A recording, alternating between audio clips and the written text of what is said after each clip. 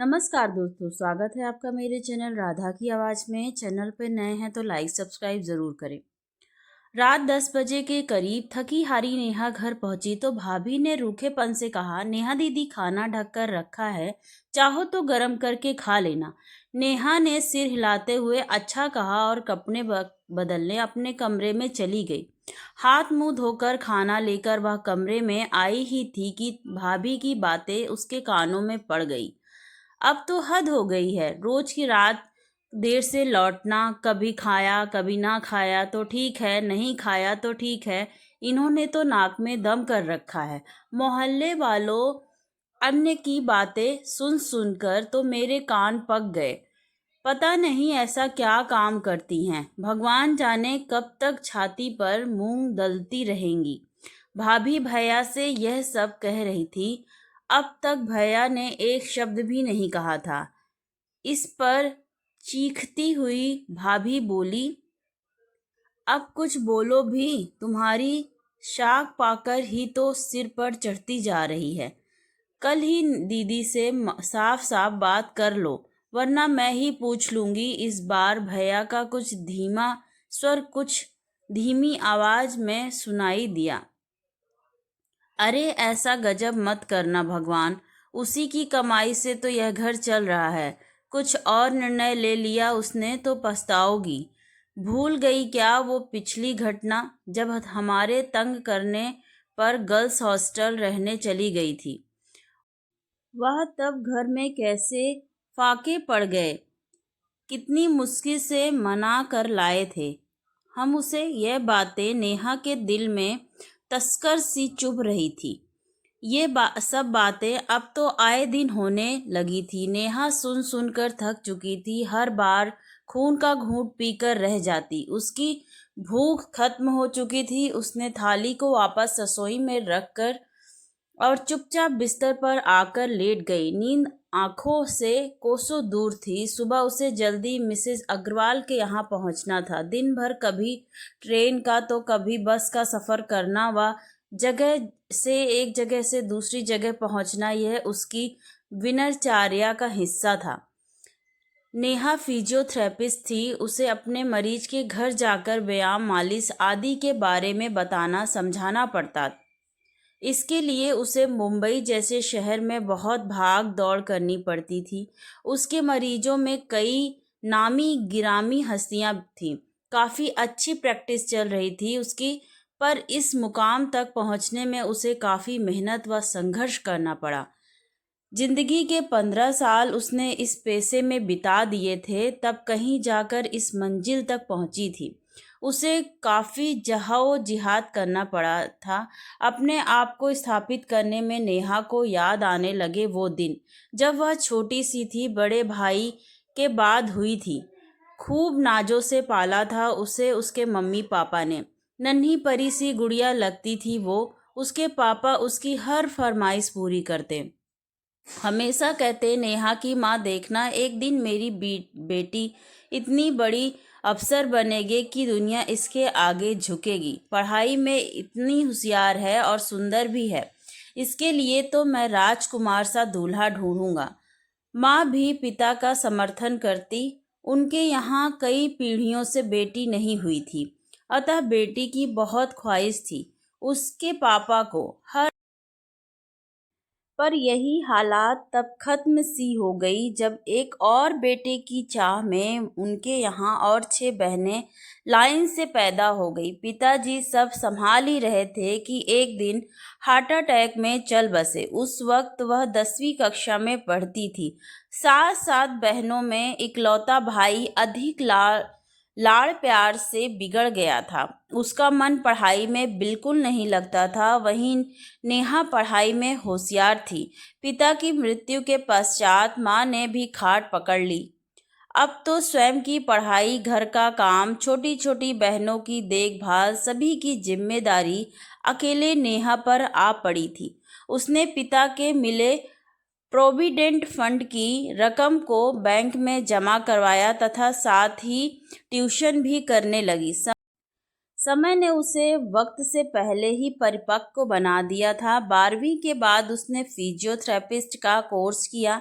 साथ ही घर परिवार बहनें सबकी जिम्मेदारियों को निभाती रही।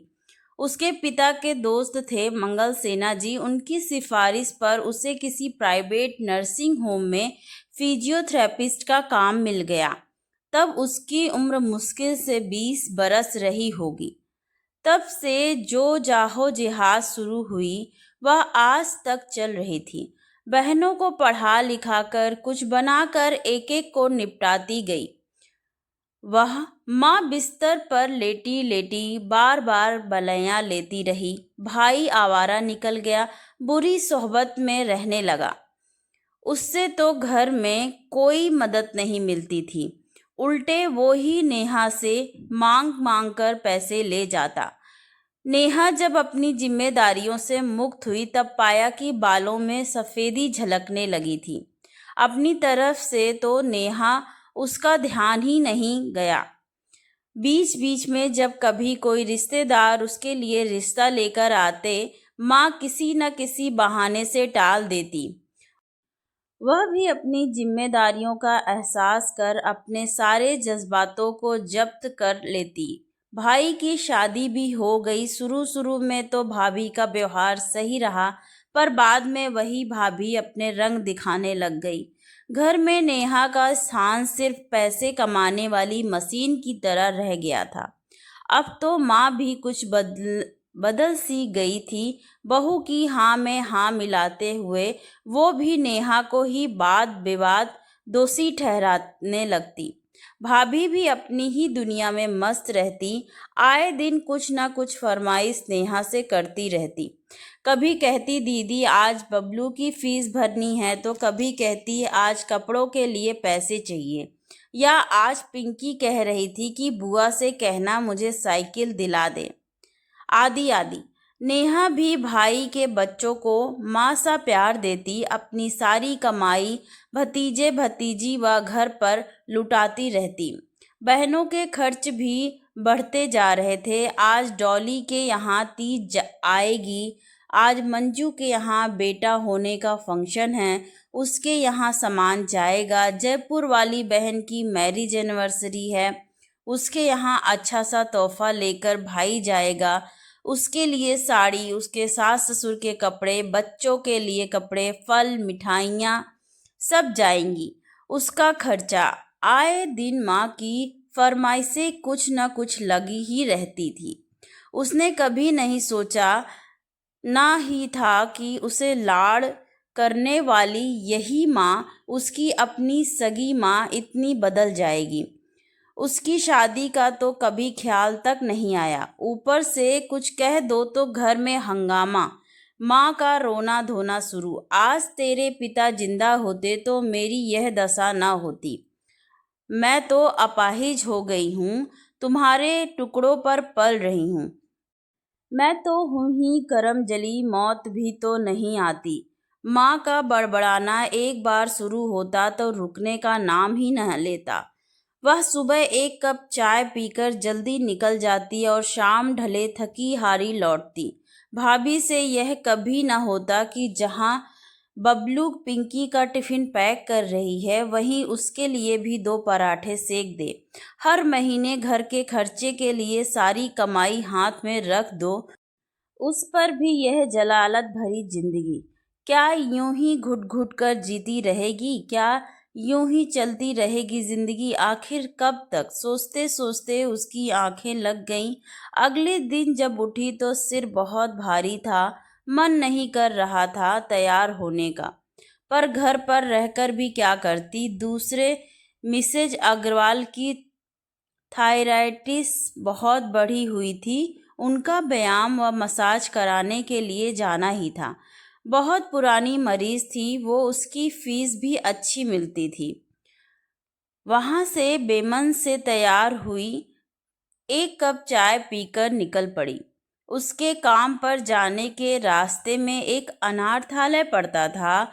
वह जब भी विले पार्ले उतर कर अपनी मरीज के घर तक पहुंचती, उस अनाथालय की ओर बरबस ही उसकी दृष्टि उठ जाती।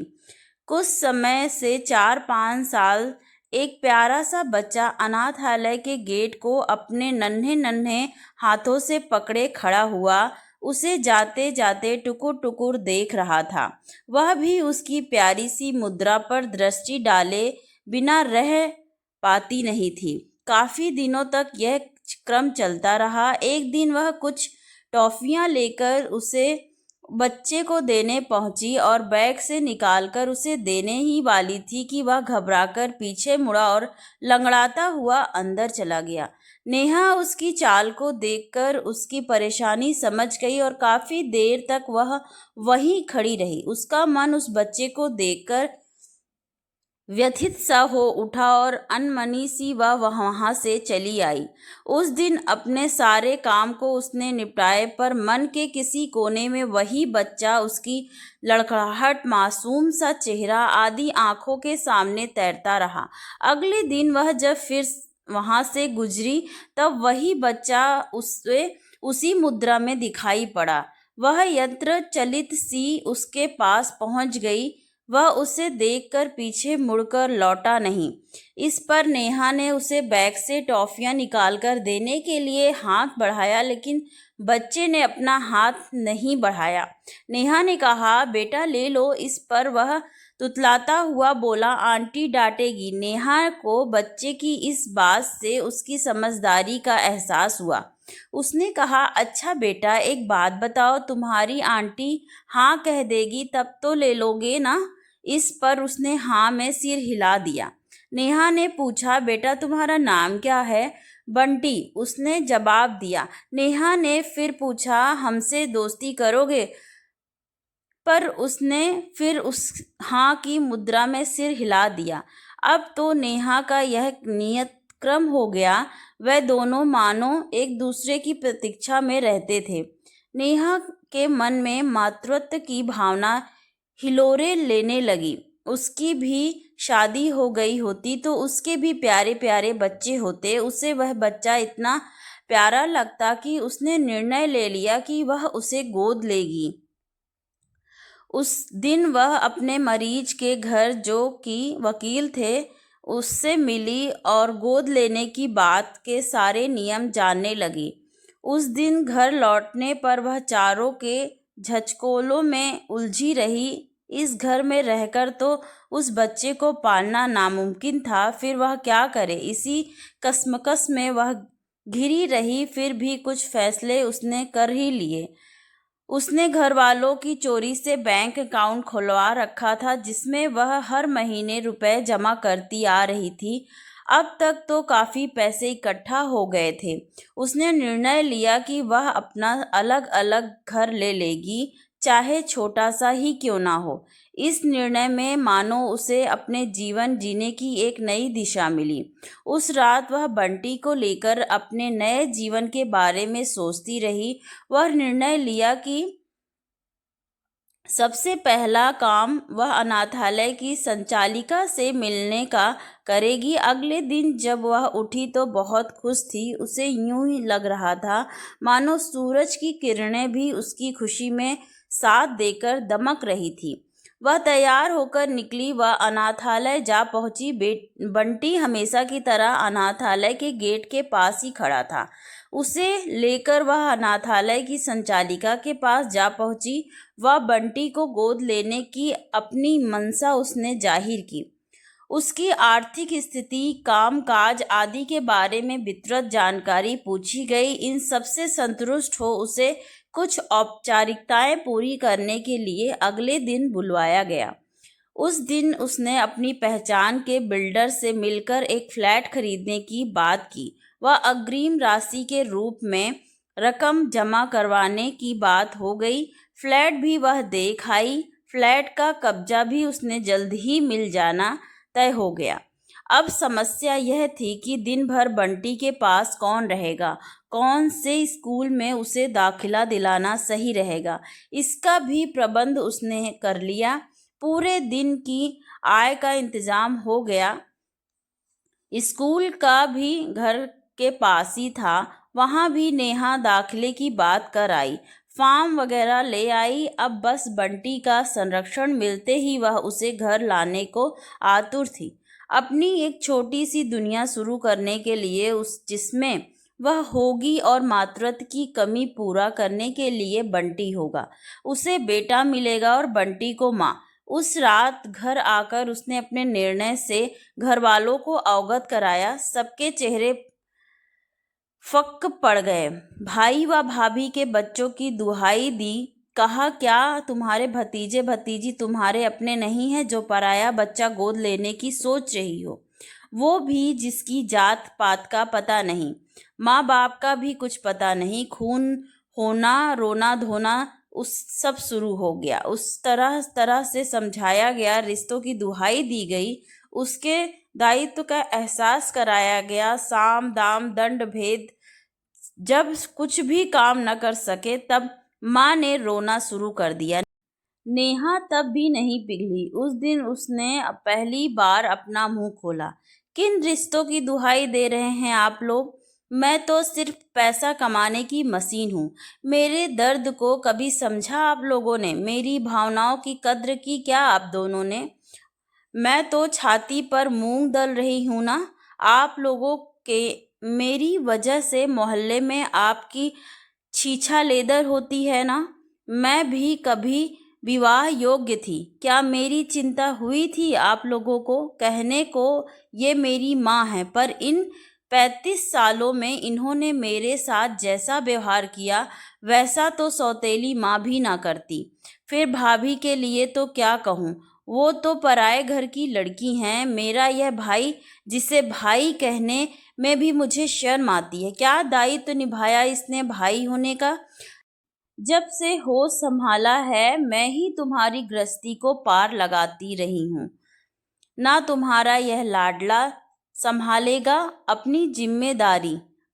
तब सारे नेक पूरे करवाना अपनी बेटियों के, जो मुझसे करवाती रही, जिन बेटियों का पक्ष लेकर मुझसे लड़ती रही। अब आए ना वो आप लोगों को संभालने। आपकी बेटियों ने भी जैसा व्यवहार मेरे साथ किया, दुश्मन भी ना करता।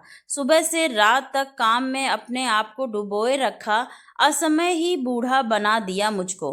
क्या मेरे कुछ अरमान नहीं हो सकते हैं? इसके बारे में सोचा कभी आप लोगों ने?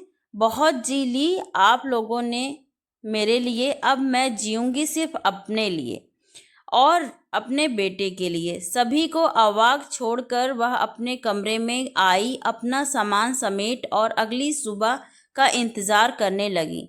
अब वह भी अपने छोटे से आसिया में अपने बेटे के साथ रहेगी। अगली सुबह जब वह सूटकेस लेकर अपने कमरे से बाहर निकली, तो देखा बैठक में पूरा परिवार जमा था। बच्चे सहमे हुए से खड़े थे।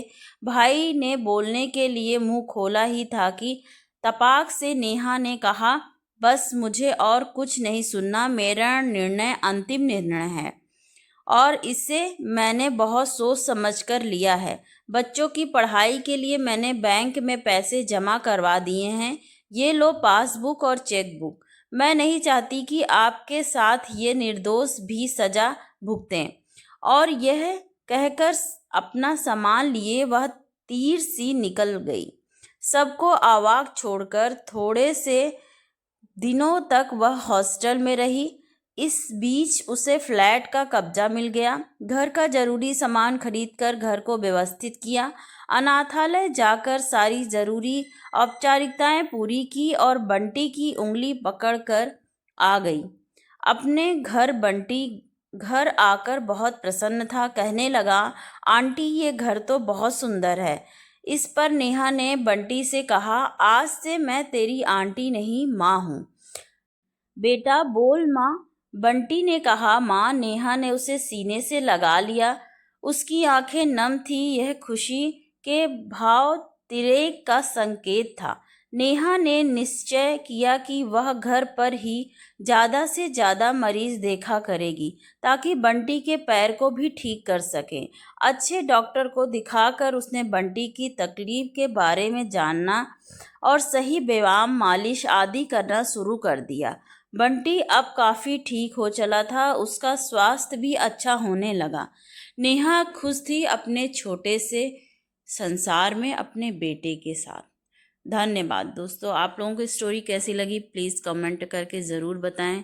स्टोरी पसंद आई हो तो लाइक सब्सक्राइब ज़रूर करें। Thank you so much for watching. Please take care of your parents family.